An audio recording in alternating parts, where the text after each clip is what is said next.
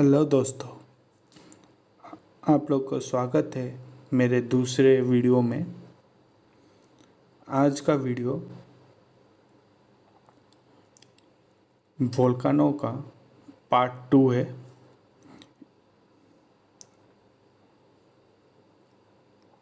इस वीडियो में आज मैं बताऊंगा वोल्कानो के बारे में। कल के वीडियो में जो मैं आपको बता चुका था उसका थोड़ा रिकॉल कर लेते हैं, रिवीजन कर लेते हैं। कल मैंने बताया था कि वोल्कानो क्या होता है, ज्वालामुखी क्या होता है, ज्वालामुखी में मैग्मा कहाँ से निकलता है, मेंटल से, और मेंटल कहाँ पे स्थित है, एस्थेनोस्फीयर में मेंटल स्थित है। वो धीरे धीरे करके मैग्मा बाहर निकलने के बाद, ठंडा होने के बाद वो लावा का शक्ल ले लेता है। जब वो मैग्मा पानी में गिरता है तो उसे हम टफ कहते हैं। जब वो लावा चने की आकृति के जैसा ऊपर निकलता है तो उसे हम स्कोरिया कहते हैं। जिस मार्ग से वो निकलता है उसे हम वेंट कहते हैं। अगर वो छिद्र, वो मार्ग थोड़ा बड़ा हो जाए तो हम उसे कार्टेरा बोलेंगे। अगर वही छिद्र और ज़्यादा बड़ा हो जाए, झील के आकृति के जितना बड़ा हो जाए, उसे हम कैल्डेरा बोलेंगे।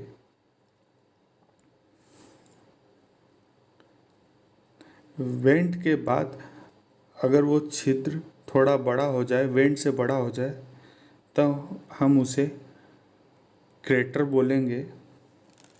अगर उससे भी बड़ा हो जाए, झील के आकृति के समान हो जाए, तो हम उसे कैल्डेरा बोलेंगे। ये तो आपको कल के वीडियो में बता ही चुका था। आज हम उससे आगे की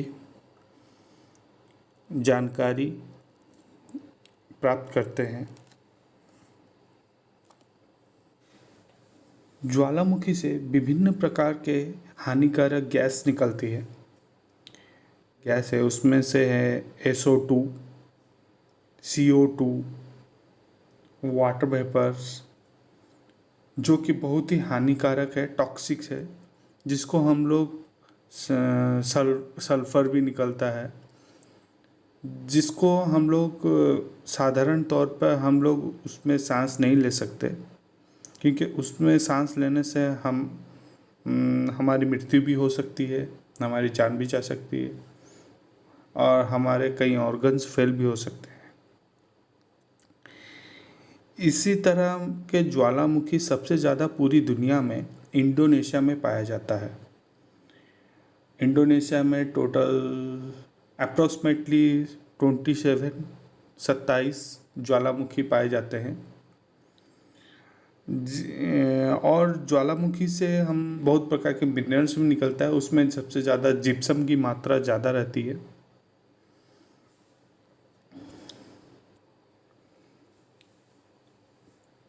इंडोनेशिया में ज़्यादा ज्वालामुखी होने के कारण इंडोनेशिया में जिप्सम की मात्रा सबसे ज़्यादा रहती है। इंडोनेशिया में सबसे ज़्यादा ज्वालामुखी पाए जाते हैं। टोटल इंडोनेशिया में 27 ज्वालामुखी पाए जाते हैं। उसमें ज्वालामुखी में हानिकारक गैसेस के बावजूद उसमें जिप्सम भी निकलता है। जिप्सम को निकालने के लिए पहले हमें उसे पानी से धोना पड़ता है। उस लावा को बड़े बड़े फव्वारों से धोया जाता है, जिससे कि लावा नीचे बैठ जाता है और जिप्सम पानी में सतह में तैरने लगता है। जिससे कि हम लोग जिप्सम को आसानी से निकाल सकते हैं। और इंडोनेशिया ही है जो पूरी दुनिया में सबसे ज़्यादा जिप्सम प्रोड्यूसिंग कंट्री है। साधारण बात है, इंडोनेशिया में ज़्यादा वोल्कानो है तो उधर ज़्यादा जिप्सम भी मिलता है। और उसी जिप्सम को अगर हम लोग सुखा देंगे तो उसमें से हमें पीओपी मिलेगा। मैग्मा पानी में गिरता है तो हम उसे टफ कहते हैं। वैसे ही जब चने की आकृति की जैसा फवारे की तरह वो ऊपर मैग्मा निकलता है तो उसे हम स्कोरिया कहते हैं।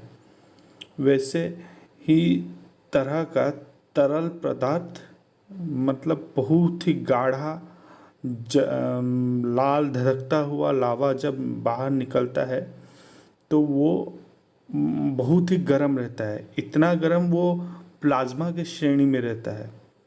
प्लाज्मा इतना गर्म है कि सोचिए वो, मतलब उसमें चट्टानें भी पिघली हुई रहती हैं।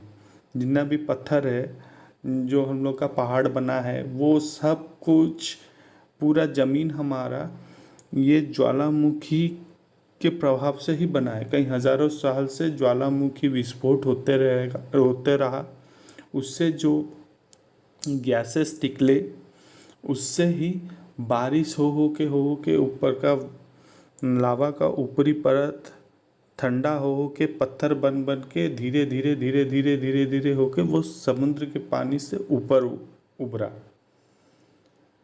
पानी जमा हो गया नीचे की तरफ, जो जगह ज़्यादा लावा हुआ उस जगह पे ज़मीन बन गया। और अभी हमारा ज़मीन पूरी दुनिया कॉन्टिनेंटल प्लेट में बसी हुई है।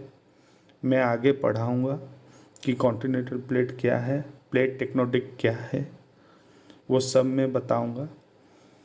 पहले ये जान रखिए कि वोल्कानो से जो मैग्मा निकलता है वो मैग्मा इतना गर्म रहता है, उसका वो पूरी तरह प्लाज्मा के श्रेणी में बना हुआ रहता है। अब चलिए जानते हैं ज्वालामुखी कितने टाइप के होते हैं। ज्वालामुखी 3 तरह के होते हैं: एक्टिव वोल्कानो, डॉर्मेंट वोल्कानो, एक्सटिंक्ट वोल्कानो। हिंदी में उसे जागल वोल्कानो बोलते हैं, जागृत। डॉर्मेंट वोल्कानो को बोलते हैं सुषुप्त, सोया हुआ है इसलिए उसे सुषुप्त। और एक्सटिंक्ट वोल्कानो को कहते हैं मृत वोल्कानो, मृत ज्वालामुखी। वह 3 टाइप के ज्वालामुखी रहते हैं: एक्टिव वोल्कानो, डॉर्मेंट वोल्कानो, एक्सटिंक्ट वोल्कानो। एक्टिव वोल्कानो मतलब जागृत वोल्कानो उसे कहते हैं जिधर हमेशा ही धड़ाम धड़ुम होता रहता है, मतलब वो विस्फोटित होते रहता है। वो हमेशा, मतलब उसके अंदर से मैग्मा निकलते रहता है। डॉर्मेंट वोल्कानो उसे कहते हैं जो कि कभी कभी, जैसे उसको अगर मन किया कभी कभी 5 महीना, 2 महीना या 3 महीने में कभी कभार वो विस्फोटित होता है। एक्सटिंक्ट वोल्कानो उसे कहते हैं जो कम से कम 100 साल या 50 साल से ज़्यादा या 100 साल से ज़्यादा उसमें कभी विस्फोट हुआ ही नहीं है, उसे एक्सटिंक्ट वोल्कानो कहते हैं या फिर मृत ज्वालामुखी कहते हैं। आपको ये पता चल गया कि कितने प्रकार के वोल्कानो होते हैं, 3 प्रकार के। एग्ज़ाम में कभी कभी पूछ देता है कि एक्टिव वोल्कानो, जागृत वोल्कानो कहाँ कहाँ पे पाए जाते हैं। जैसे कि भारत में अंडमान निकोबार में बैरल द्वीप में पाए जाते हैं एक्टिव वोल्कानो।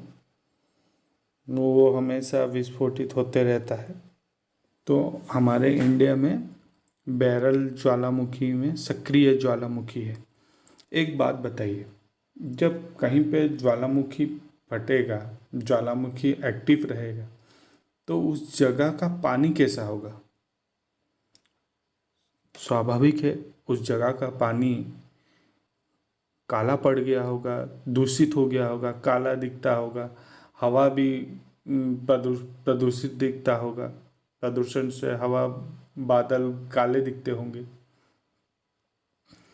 तो उस जगह को अंग्रेज लोग उसी जगह को काला पानी के नाम से बोलते थे। जैसे किसी स्वतंत्रता सेनानी को सज़ा देने के लिए उम्र भर कैद या फिर काला पानी का सज़ा सुना दो। काला पानी उसी को कहते हैं, क्योंकि वो बैरल द्वीप को काला पानी इसलिए बोलते हैं क्योंकि उसकी चारों तरफ का पानी, अंडमान निकोबार का चारों तरफ का पानी काला दिखता है, क्योंकि वहाँ पे वोल्कानो है, एक्टिव वोल्कानो। और नेपाल से भी हमारा जो झगड़ा हुआ था, वो काला पानी पहाड़ है। वो काला पानी, ये जो अंडमान निकोबार का काला पानी सजा देने वाला काला पानी नहीं है, वो काला पानी पहाड़ है।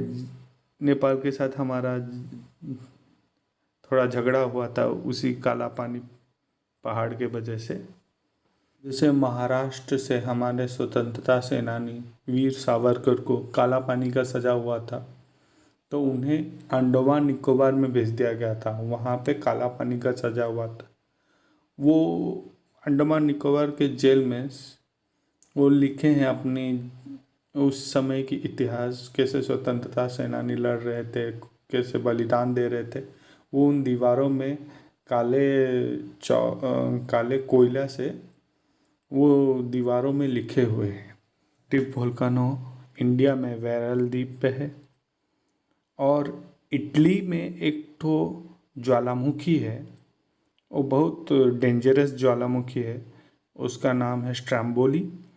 वो बहुत डेंजरस ज्वालामुखी है। इटली के पास, इटली का ही एक आइलैंड है, सिसिली आइलैंड, मेडिटेरियन सी, भूमध्य सागर में है। उसे कई नाविक उसे वेपर लाइट भी बोलते हैं, मेडिटेरियन सी का वेपर लाइट, क्योंकि वहाँ पे हमेशा इतने ज्वालामुखी हैं उधर, फटते रहते हैं। वो जगह पूरा रोशनी से जगमगाता है रात को भी। तो जितने भी जहाज जाते हैं उनको अपना लाइट जलाना नहीं पड़ता है। वो इतना रोशनी दे देता है मेडिटेरियन सी में कि आराम से रात को भी वो लोग आराम से समुंदर पार कर सकते हैं। तो इटली के सिसिली आइलैंड में एक ज्वालामुखी है जिसका नाम स्ट्रैम्बोली है। वो बहुत एक्टिव वोल्कानो है। एटना नामक ज्वालामुखी भी कहाँ है? इटली में है। एग्ज़ाम में जरूर आएगा कि इटली के ज्वालामुखी का नाम बताइए और वो किस आइलैंड में है। इटली के किस आइलैंड में है? वो सिसिली आइलैंड में है। एक का नाम है स्ट्रैम्बोली, एक का नाम है एटना।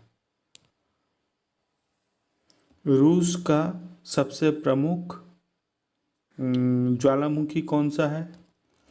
बेंजामियानी। याद रखिएगा, एग्जाम में आएगा। रूस का सबसे प्रमुख ज्वालामुखी है बेंजामियानी। अमेरिका का एक्टिव वोल्कानो कौन सा है? अमेरिका का एक्टिव वोल्कानो एस्पर है। अमेरिका का एक्टिव वोल्कानो एस्पर है। और हम सबसे ऊंचा ज्वालामुखी कहाँ पे है? इक्वाडोर में है, कोटापाक्सिया। इक्वाडोर के कोटापाक्सिया सबसे ऊंचा ज्वालामुखी है। सबसे ऊंचा ज्वालामुखी इक्वाडोर का कोटोपैक्सी वोल्कानो सबसे ऊंचा ज्वालामुखी है। याद रखिए, इटली का कौन सा है? स्ट्रैम्बोली और अटना।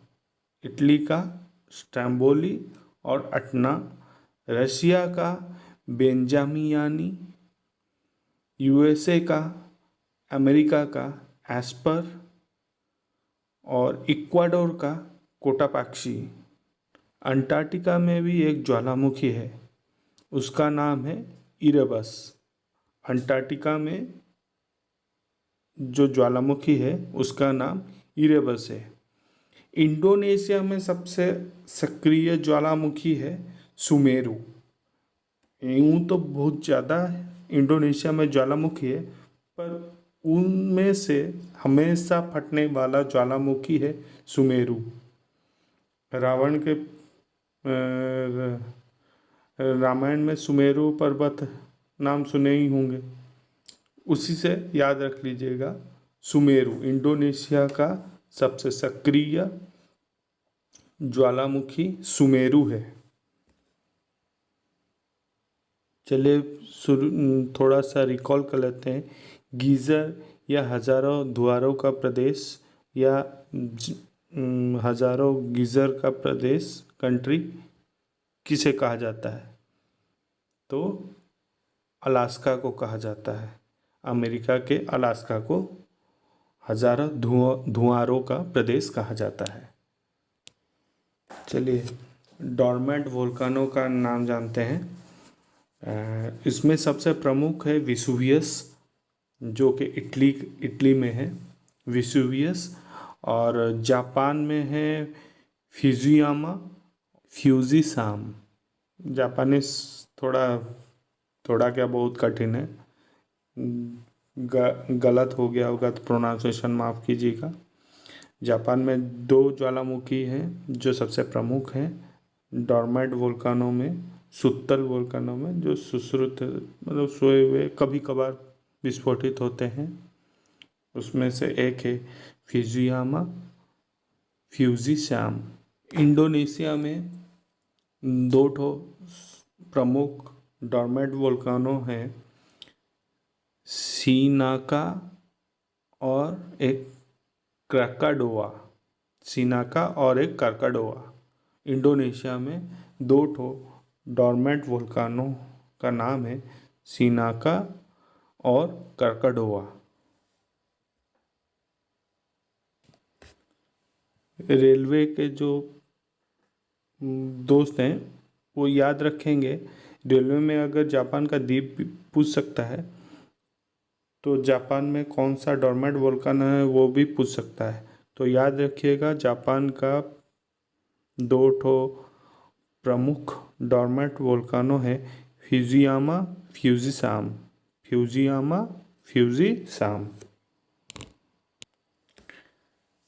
और fire ring of the ocean कहा जाता है पैसिफिक ओशन में। देखिएगा सैटेलाइट इमेज में पैसिफिक ओशन में, पैसिफिक सागर में इतने गोलाकार की तरह ज्वालामुखी हैं जो कि सैटेलाइट के इमेज से एक आग का गोला दिखाई देता है, जिसे हम फायर रिंग या रिंग ऑफ द फायर बोलते हैं। और जापान में ज़्यादा भूकंप आते हैं इसी कारण, क्योंकि पैसिफिक ओशन में ज़्यादा ज्वालामुखी है। जब वो फटता है तो जापान में हमेशा भूकंप आते रहता है। और उस जापान में भी खुद भी 2 ज्वालामुखी हैं, जो इसी के कारण जापान में हमेशा भूकंप आते रहता है। अब बच गया क्या? Extreme volt. जितना भी मैं अभी तक आपको बता चुका हूँ, आपका कॉन्सेप्ट मैं क्लियर कर चुका हूँ। अगर कॉन्सेप्ट क्लियर नहीं हुआ होगा, आपका कोई क्वेश्चन वोल्कानो के ऊपर से बच गया होगा, तो आप कमेंट सेक्शन में कमेंट कर सकते हैं और मैं उसके आंसर देने की कोशिश करूँगा। वीडियो को यहीं समाप्त करते हैं। आगे और भी इंटरेस्टिंग वीडियो के लिए हमारे इस चैनल के साथ जुड़े रहिए। तब तक के लिए बाय।